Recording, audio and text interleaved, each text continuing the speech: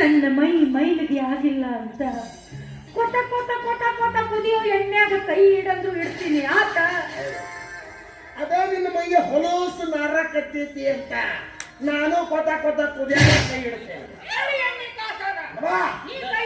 ನಡ್ರಿ ಹೋಗಿ ಕೈ ಸುಟ್ಕೊಂಡು ಹೋಗ್ಬಿಟ್ಟು ಹೋಗಿ ನೀವು ಬರ್ಬೇಕು. ನಿಮ್ಗೆ ಸೇವೆ ಮಾಡಕ್ ಮತ್ತೆ ನಾನ ಬರ್ಬೇಕಲ್ಲ. ಉಪ್ಪ ನಮ್ದು ಯಾಕೆ ಸೇವೆ ಮಾಡ್ತೀನಿ ಅಪ್ಪ? ಇಕ್ಕಿನ ಮಾಡು ಸೇವೆ.